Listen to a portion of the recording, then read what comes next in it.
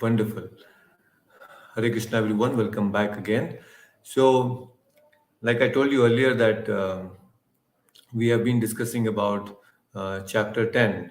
This is Vibhuti Yoga, and this is where the Lord is explaining the opulences, his own opulences in so many different ways. Very, very beautiful. Why we have to understand the opulences of the Lord? Because when you know the greatness of a person, then automatically we want to get attached to that person, because we all become fans of some people who are by nature great in some way or the other way, isn't it? So we all want to become attracted. We all get attracted to someone who is very opulent in one way. But Krishna is Shat Aishwarya Purnam. He is opulent in all the various aspects. Everything you take, he's complete and full. That is very special. So we also have Vinodji joining us on YouTube. Wonderful. So there are many things that we have explained before, and Bhagavad Gita is an ongoing thing. There are so many beautiful things to discuss still in this whole section that we have left. There is so many things more that Krishna is going to explain. But before we begin, let us start our session with the pranam mantras. So I will display just the. Just give me a minute. Yeah. So let me quickly chant the pranam mantras, and you can just chant along with me the pranam mantras. नमो ओं विष्णुपादाय कृष्णप्रेष्ठाय भूतले श्रीमते भक्तिवेदांत स्वामिन्निति नामिने नमस्ते सारस्वते देवे गौरवाणी प्रचारिणे निर्विशेषा शून्यवादी पाश्चात्य देशतारिणे जय श्री कृष्ण चैतन्य प्रभु नित्यानंद श्री अद्वैत गदाधर श्रीवासादि गौरभक्त वृंदा हरे कृष्णा कृष्ण कृष्णा हरे हरे हरे राम राम राम हरे हरे ओम अज्ञानतिमिरान्धस्य ज्ञानञ्जनशलाकया चक्षुरुन्मिलितं येन तस्मै श्री गुरुवे नमः. Hare Krishna. So we had discussed the previous verse. There were many beautiful things that we have understood in the previous verse also. So in the verse number 8, Krishna said, Aham sarvasya prabho mattas sarvam pravartate iti matva bhajante mam buddha bhavas samanvitaha. So those who are wise and who have understood Krishna perfectly, they are always engaged in the devotional service. Buddha bhavas samanvitaha. They are not accepting everything blindly, but their understanding is based on buddhi, Buddha bhava. They are very intelligent, and they actually understand that I am the source of both the material and the spiritual world. So Krishna, one opulence is that he creates everything. The 1/4 of material world and the 3/4 of the spiritual world. And those who iti matva bhajante mam, they always are engaged in my glorification. Who are those? Buddha bhava samanvitaha. But how are they engaged in Buddha bhava samanvita, or how they are actually doing the bhajante mam? How are they actually glorifying the Lord? That is explained in the next verse. So that is what we have to understand today. Very, very nice, very, very special verse. It is a very, very practical verse actually.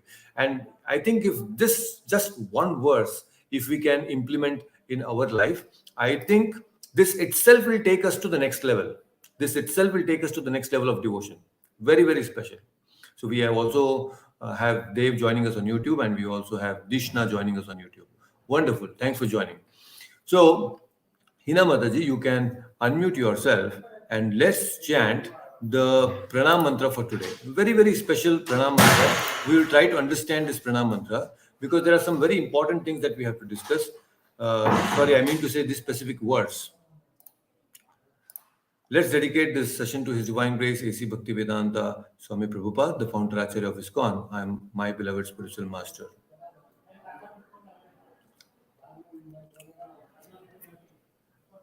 Let's chant this verse number 9 for today. Macchitta madgata prana मच्चिन्तमद्गता प्राणा bodhayanta parasparam बोधयन्तः परस्परम् katayantascha mam nityam कथयन्तश्च माम् नित्यम् shanti cha ramanti cha. तुष्यन्ति च रमन्ति च Wonderful. Once again, Machitta Madgata Prana मच्चिन्तमद्गता प्राणा Bodhayanta Parasparam बोधयन्तः परस्परम् Katayantascha Mam Nityam कथयन्तश्च माम् नित्यम् Tushyanti Cha Ramanti Cha. तुष्यन्ति च रमन्ति च. Wonderful. Please read the translation. The thoughts of my pure devotees dwell in me. Their lives are fully devoted to my service, and they derive great satisfaction and bliss from always enlightening one another and conversing about me. Hare Ah, Krishna. wonderful. So nice. You see, the thoughts of my pure devotees, what are they doing? They're dwelling in me all the time. That means these are the symptoms. Krishna is explaining about the symptoms of the devoted people, of the pure devotees. So we are all trying to somehow become pure devotees, isn't it? We are all trying to walk the path of becoming pure devotees. So Krishna is giving the symptoms like what are these pure devotees doing? So they are fully engaged. Mat chitta mad gata prana bodhayanta parasparam katayantascha mam nityam tushyanti cha ramanti cha. Wow, so wonderful it is. Now, like I told you earlier also, if this one verse, if we are able to follow and implement in our life, this is enough for all of us to actually take us back to home, back to God. It will make our life perfect because Krishna is talking about the symptoms of pure devotees. And if we follow this, we will automatically become pure devotees. So wonderful this is. So this is very, very practical. And I think we have to understand this verse in great detail. So what is happening now? This devotees, what are they doing? Bodhyanta parasparam. Bodhyanta. Bodhyanta means they are discussing about Krishna, but not just alone or in my mind, but all the time they're discussing with other devotees. So pure devotees, when they meet, automatically what they discuss about Krishna. Now, when there are two drunkards who come, what will they talk? They'll talk about this wine and this whiskey and that whiskey. So when people who are very fond of technology, when they meet, what are they going to talk? They're going to talk only about all the technological developments that are happening, isn't it? Those who are interested in cars, they're only talking about the new features and the new brands of cars that are coming, isn't it? So according to the interest, they talk about that specific topic. So when the devotees who are always absorbed in Krishna, when they meet, what they do, they always bodhiyanta parasparam. They discuss the transcendental topics of Krishna. And by doing so, they relish what's happening. Tushyanti cha ramanti cha. The thing is, we all, in some or the other way, we all are trying to become happy. In this whole material world, each one is actually trying to become happy, isn't it? Tushyanti cha ramanti cha. Everybody is looking for tushyanti, that is satisfaction, and ramanti, that is ananda, bliss, happiness. Everybody is looking after this satisfaction and happiness. But are we satisfied? No. The pure devotees here are constantly engaged in the devotional service and they are happy. Tushyanti cha ramanti cha. Why? That we'll understand today. Because these devotees are nityam, katayantascha nityam, always they are discussing the topics of the Lord. Nityam, that means 24 hours, they're constantly only discussing about Krishna. This is one of the symptoms of a pure devotee. When you meet a devotee or when you meet some devotees, if you really want to understand whether he's a devotee or not devotee, it can be understood if he's talking about Krishna or not. If he is talking something which is mundane, he is having no relation with Krishna, he's not talking about Krishna, that means his absorption is somewhere else. But when a devotee comes to you or you see a devotee always talking about Krishna, you should understand that yes, he is a devotee. And for example, Prabhupada, whenever, wherever he spoke only about Krishna and those topics which are related to Krishna. Always absorbed, whether he's meeting the scientist, whether he's meeting the journalist, whether he's meeting the devotees, he's meeting anyone in the world. Every sentence that Prabhupada spoke was somewhere connected to Krishna. This is the symptom of pure devotee. Bhakti is not a part time thing, it is a full time thing. It is not that I'll do part time bhakti. There's nothing called as part time bhakti. Bhakti is all the time, 24 bar 7. That is why, if you see in this verse, the first line is talking about thinking about Krishna. The other three words, the three lines in the verse are talking about speaking about Krishna. Bodhiyanta parasparam. They're always nityam, constantly they're talking about it. And tushyanti jaramanti, they're enjoying all the time by discussing the topics of the Lord. See, we all want to get absorbed in some or the other way. There are so many topics that we all are interested in and people are interested in, and they want to get absorbed in that particular specific thing.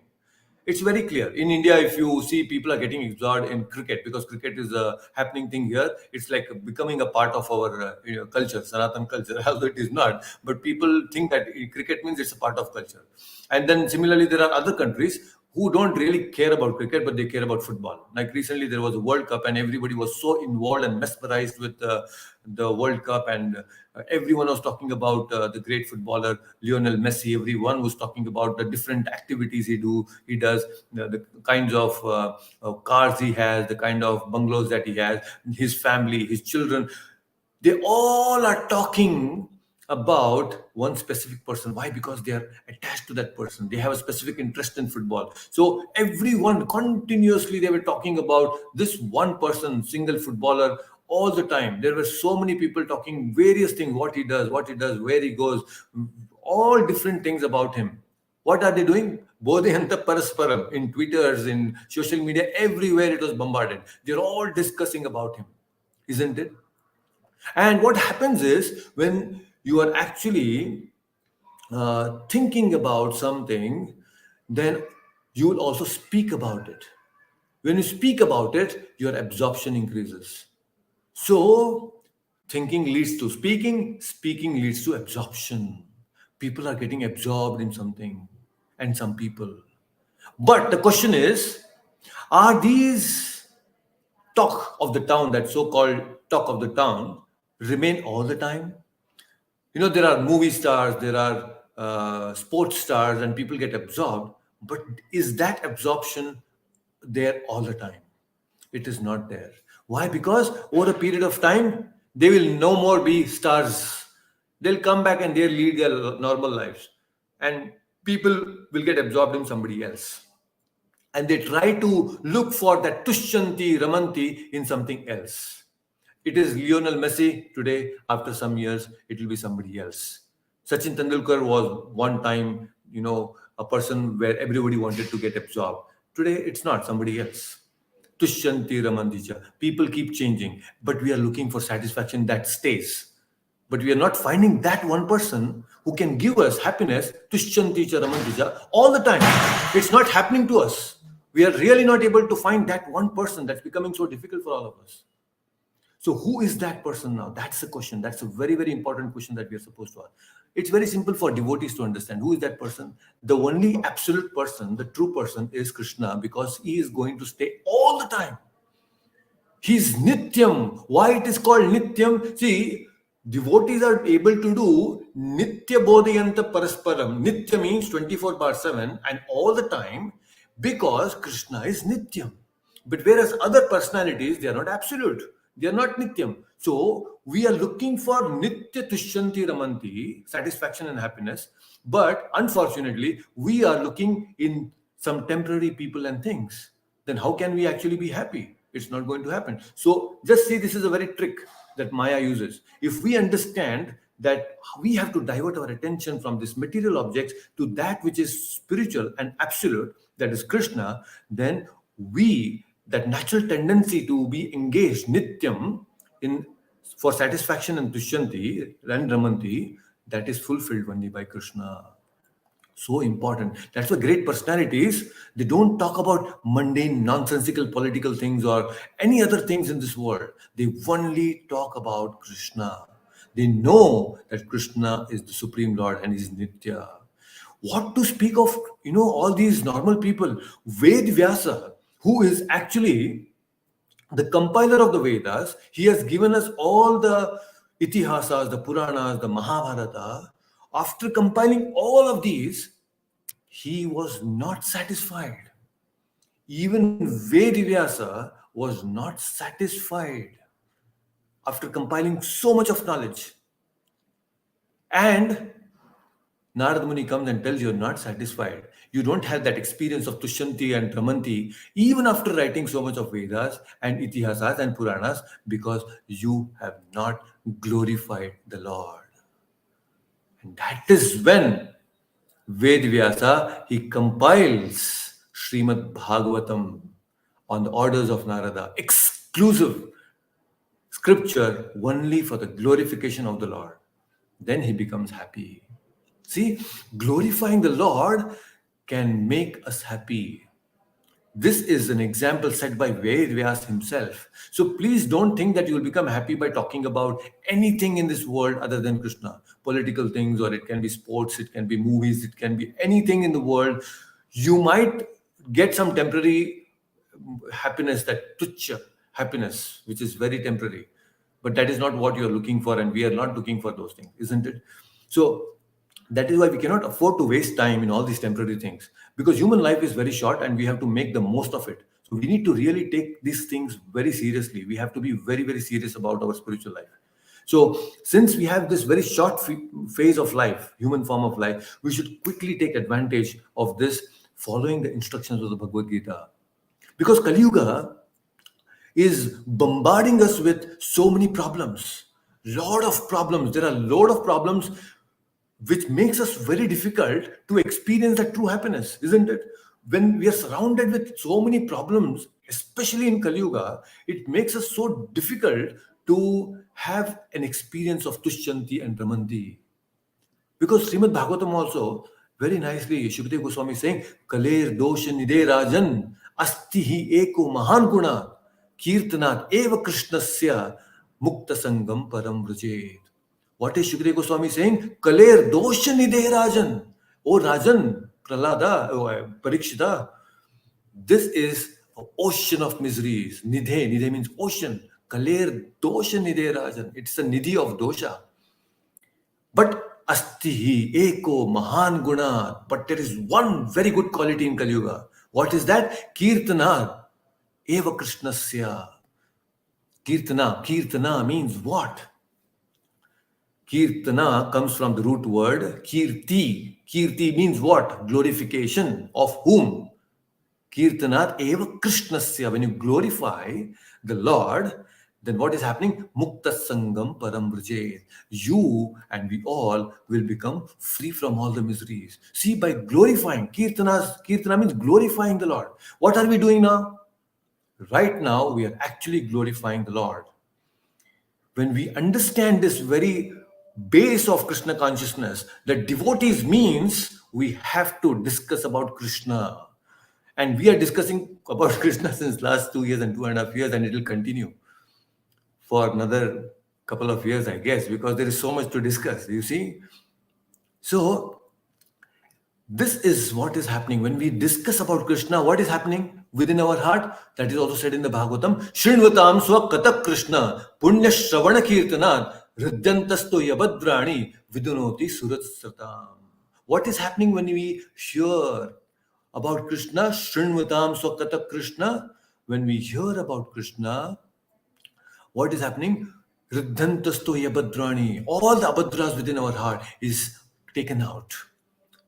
By Punya Shravana Kirtana. Kirtana, when we hear the glories of the Lord constantly. What are we doing now in this 10th chapter? In this 10th chapter, we are discussing about the glories of the Lord. When we hear these glories, Punya Shravana Kirtana, then Hridyandasto Yabadrani, our heart becomes purified. This is the secret of pure devotees. This is how we become pure devotees. Just by hearing, we can become pure devotees. This is the perfection. There is so much just by hearing again and again and again and about Krishna, we become absorbed in Krishna. Once, you know, this comes in Ramayana, very, very beautiful thing that we should know. In Ramayana, Bharata was once, going through the forest, and while going through the forest, he hears something very beautiful. What is he hearing? He's hearing Ramayana, and he tries to find, hey, who? Where is this sound coming from? He sees Lava and Kusha. Lava, Kusha, both are the sons of Rama, and he's hearing this beautiful recitation of Ramayana from Lava and Kusha. He thinks that this is so beautiful, this is so wonderful. This glorification should be heard in Ayodhya also. So he actually calls and invites Lava Kusha to Ayodhya. And Bharata takes Lava and Kusha to Ayodhya so that they can recite this Ramayana in Ayodhya, where Ram is there. And when actually this Lava and Kusha, they come to Ayodhya, and in the darbar of Lord Rama, it's not that Rama is not unaware of this, because when Bharata is bringing these two guys, these two sons, Lava and Kusha, he very well knows Lord Rama is all knowing, but he is pretending as if he doesn't know because he's come in a human form. Now, Krishna can come in any form. So, in human form, he tries to be as much as human, because that is how we can relate with Krishna. We can relate with Rama, isn't it? Because if there is a divine personality that comes before us, we are not divine, and there is someone who is very divine, we cannot relate with that person. We can relate to someone who is of our same status. The birds of same feather flock together. So it's like that. We are not divine, so we will just flock together with people, and we understand people only of those level, which is based on our level. So similarly, when Lord Rama is here, he is trying to give us the glimpse, although he's a divine personality, all knowing, but he's trying and pretending as if he doesn't know anything. So this Lava and Kusha is here in the darbar, and then Lord Rama climbs up the throne up there on this. He climbs few steps, and then he's sitting on the throne, and Lava Kusha are beautifully.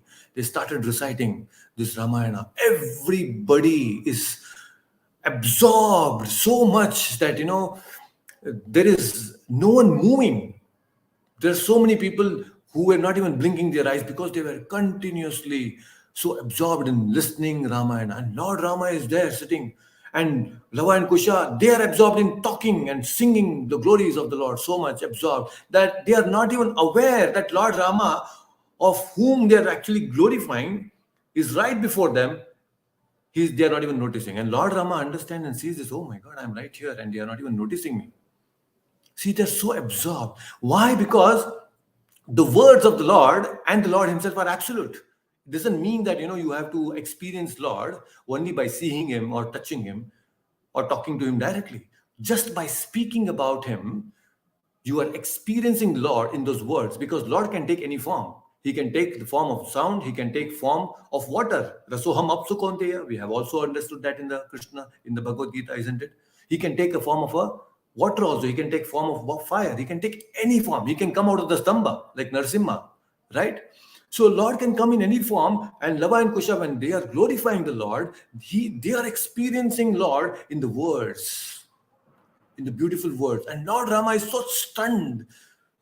He is thinking that, oh, everybody is enjoying there down, and I'm sitting on the throne. I want to relish more. I want to be close to them. And he starts coming down the step. He's coming down one step by step. And then he notices that his jewels that he's wearing, all the jewelry that he's wearing, they are making sound. The hara that he has and the anklets. So all these were making sound as he's coming down the steps. Lord Rama thought, oh, I should not disturb. This whole recitation should not be disturbed. Everybody is absorbed. I should not disturb them. Immediately he takes his hand and he, keeps his hand here just to ensure that the jewelry, his necklaces, they don't touch each other and make those noise.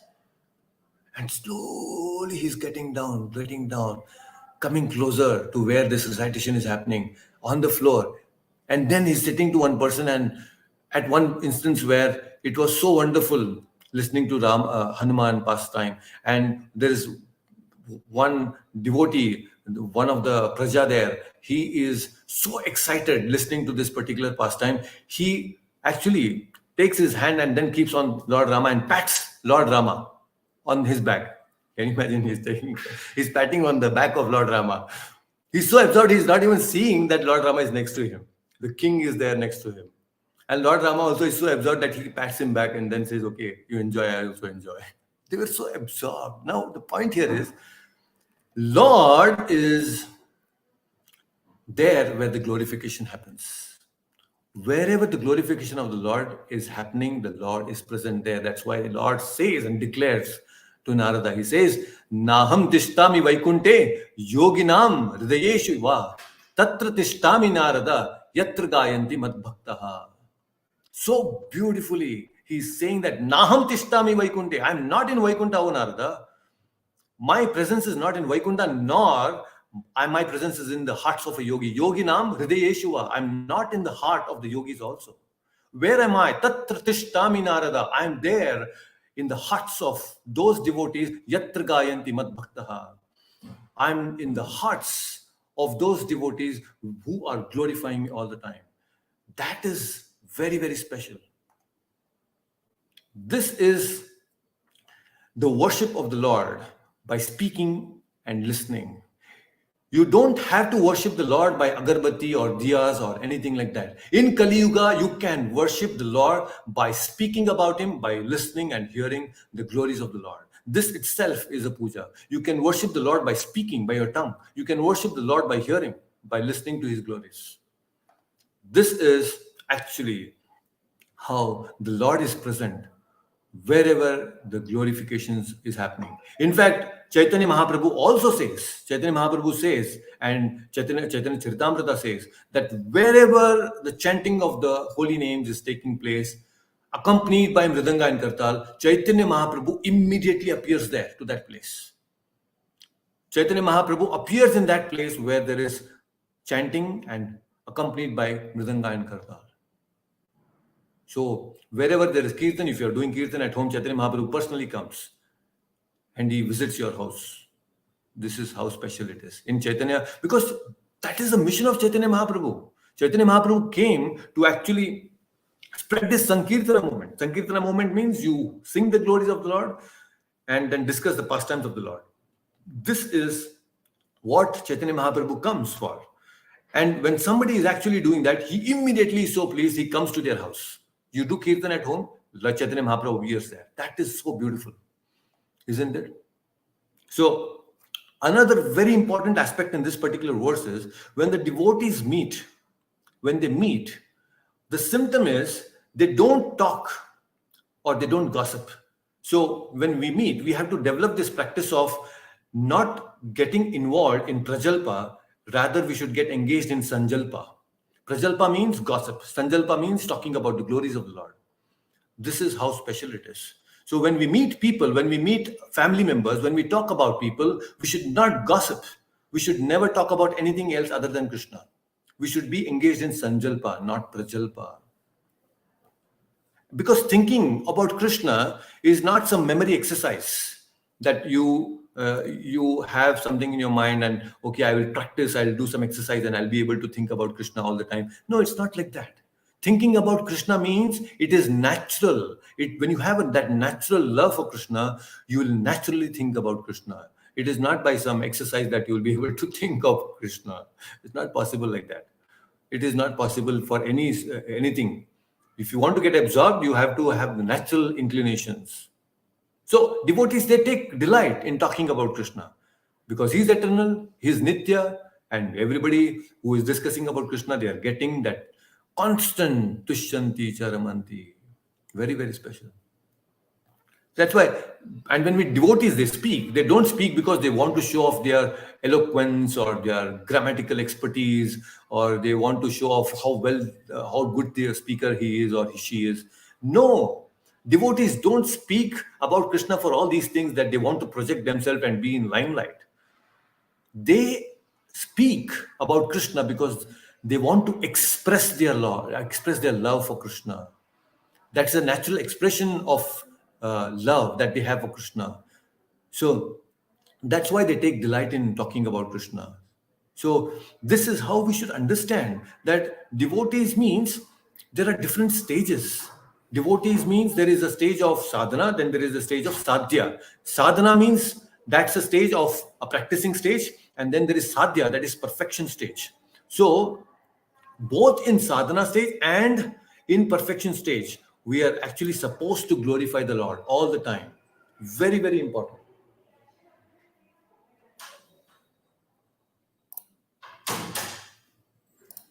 So, we should know and understand this very, very special. In sadhana stage and sadhya stage, we should experience and glorify the Lord all the time. It's not that, okay, now Prabhuji, I have experienced, I've become a devotee, I have understood the philosophy, I will not talk about Krishna anymore. No. Even the greatest of the devotees, they are discussing about Krishna all the time.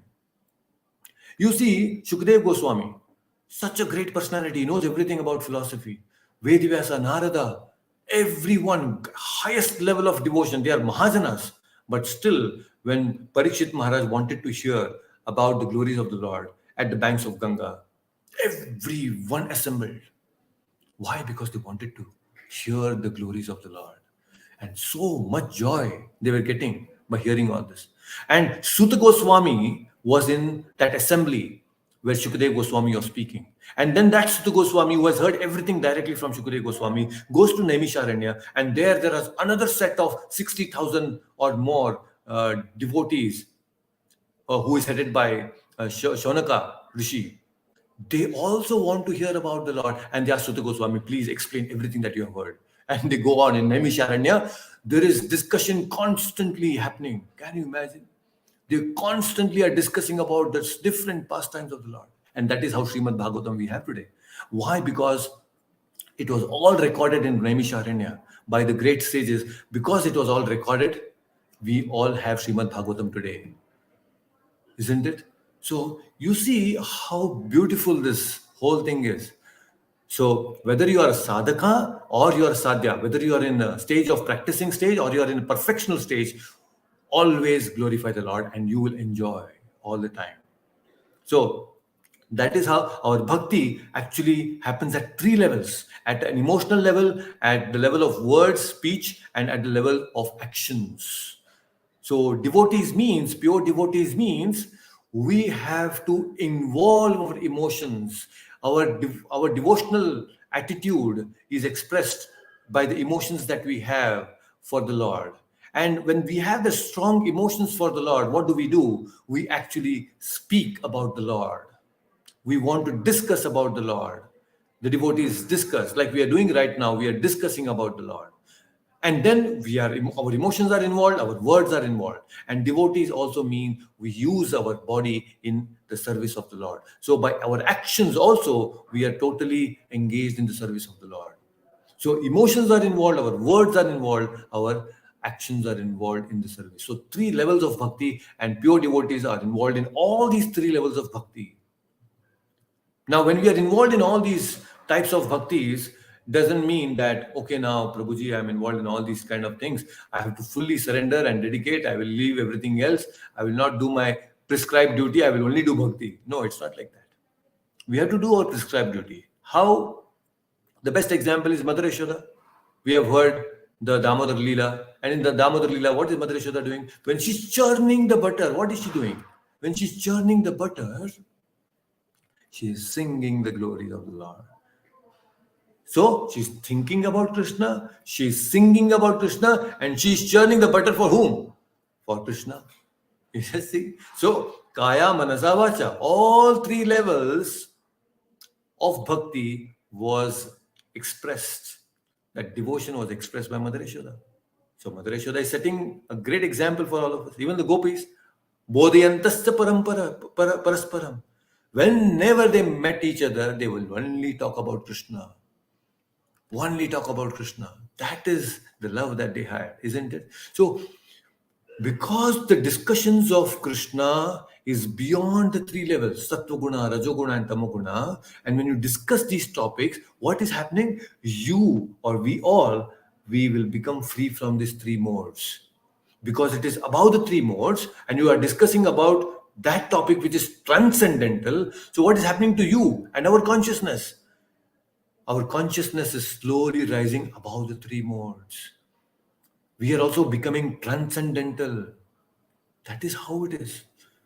When we take bath in a river, by bathing in a river, we cleanse our body, and in all the holy rivers, they take away our sinful reactions also, isn't it?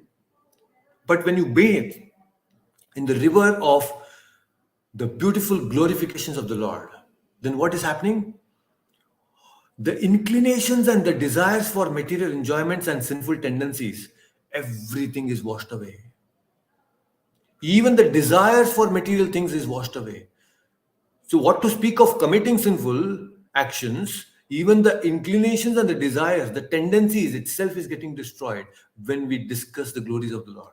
So, that is why when we are hearing again and again, and imagine all the children when they start hearing about these glories from the childhood, the tendency of committing sinful actions is gone, is getting destroyed. Why? Because they are hearing about Krishna all the time. So they don't feel like committing any sins right from the beginning. So it is so important that children, they hear about these pastimes. So right from the beginning, they know what is right and what is wrong. So important it is. They are constantly bathing in the river of the glories of the Lord. So there is no question actually. There is no question of they committing sins. Accidentally they may do something, but because this strong backup is there in the consciousness about the by hearing the glories of the Lord, they become very strong. They become extremely strong. That's why we should expose our children to Krishna Katha more and more, because Krishna Katha should become a part of our private discussion. It's not that only in Sunday discussions, okay, or temple we go and you hear some katha. It's only there you have to listen and glorify the Lord. No, even in our private discussion, we should talk about Krishna. Spiritual talk should be there as we meet. Whenever we meet, we talk about Krishna. You meet your family members, you meet your relatives, you meet your friends. You intelligently take the conversation in such a way that you talk about Krishna. That's the art of preaching. That intelligence we should have, that we should talk about Krishna all the time. We should not, somebody will not automatically gossip about something which is mundane when we meet people. But we should be intelligent enough to take that discussion to spiritual thing, talking about Krishna Katha. Because socialization is very natural. All of us want to socialize, isn't it? But when we meet devotees, then that same tendency of socialization, it becomes spiritualization. So we want to talk, we want to socialize, but in the association of devotees, we have to make that and convert that into spiritualization. So we have to spiritualize our conversations when we meet devotees, because bodhiyantasta paraparam nityam they are doing constantly. They don't katayantascha mam. They are doing discussion not about any mundane politics or anything else. They are talking about Krishna Katha, because only that will give Tushyanti cha Ramanti cha. Constantly happiness and satisfaction comes only when we hear about the glories of the Lord. And another important thing is, when we hear about all these things from various devotees, the same Bhagavad Gita, the same Bhagavatam, when we hear from different various devotees, we are actually getting the different unique understandings about the glories of the Lord, the pastimes of the Lord. Krishna is talking about this verse. Oh, this devotee is seeing it from this angle. Another devotee is seeing from another angle. Oh, I was not aware of this. You become, oh, there is some aha moment sometimes when we hear about the same pastimes from a different devotee, because the devotee has a different perspective altogether, because it's multidimensional. The whole Krishna Katha is so multidimensional that you can fit into your emotions and expressions in different ways. Very special it is, very unique it is. So when you see another devotee expressing his love for Krishna in another unique way, your love for Krishna is increasing, and also your relationship with that devotee increases more. It becomes very strong. The bond becomes very strong. So when you actually talk about Krishna in your private discussions also, what is actually happening is your relationships are becoming strong. The bonding is becoming very strong. This is what devotees will do. This is what is very important. If you really want good relationship, if people want good relationship, then they should talk about Krishna all the time. Very, very important. Then mutually we will develop that love for Krishna when we talk about Krishna all the time. So this is very beautiful. And then Krishna, Prabhupada also explains in the purport that how this devotional service is like a seed.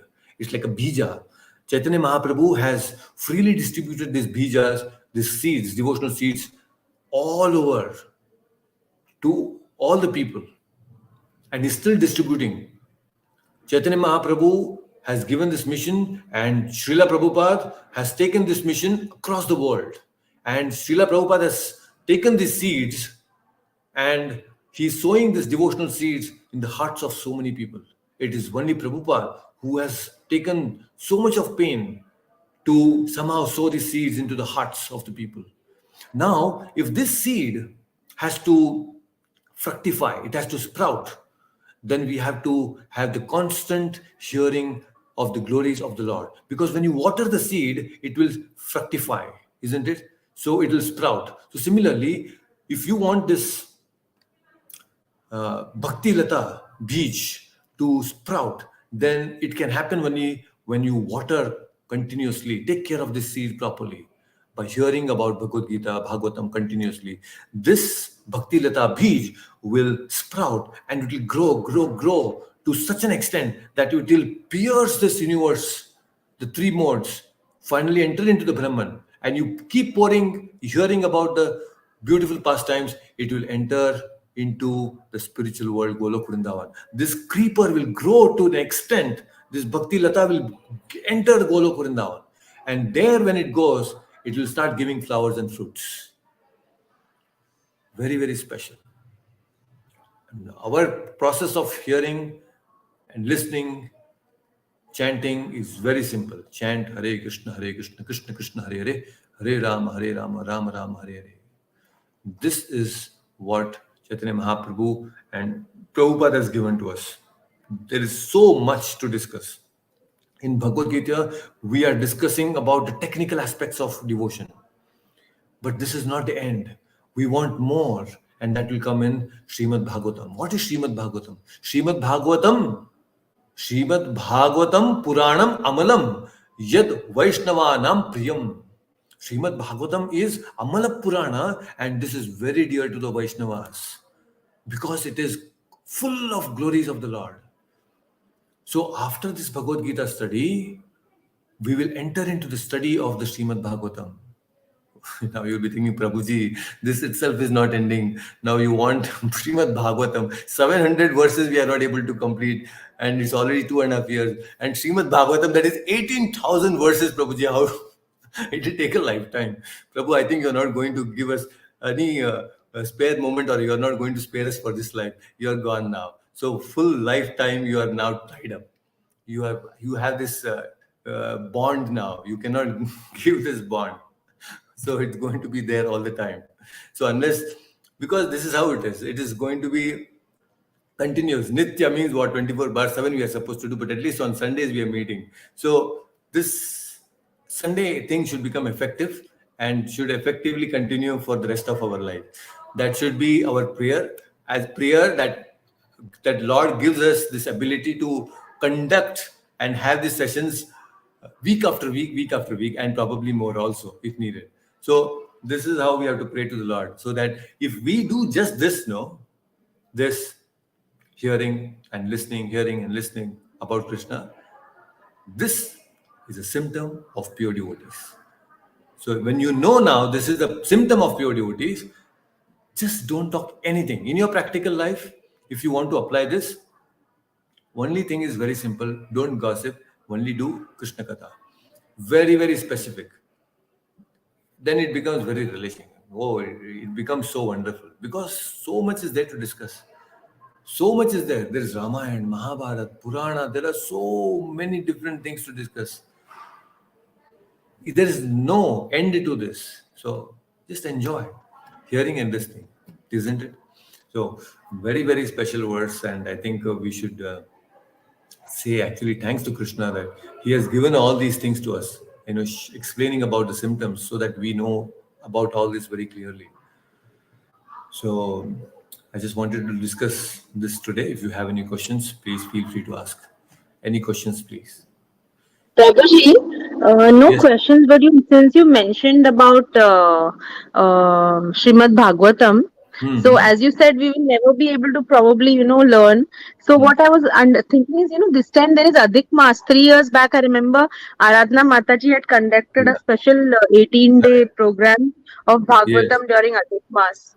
So which Hmm. was very, very nice. So I don't know. I hope she's conducting it this time also. Yeah, that will be nice. We should do that. Because We that will time have. when she had Is this introduced there is a for Adhik me, it Maas was not the this year, first next time. year, I guess. No, it is this year, Prabhuji.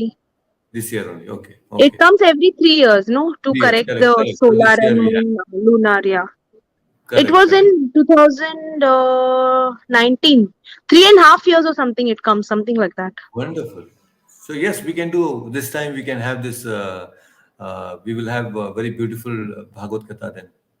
Uh, Yeah, because I most likely. understand, at least this is what I have heard, that in during Adhik Maas, especially, there is a lot of value if you hear Yes. Bhagavad Katha.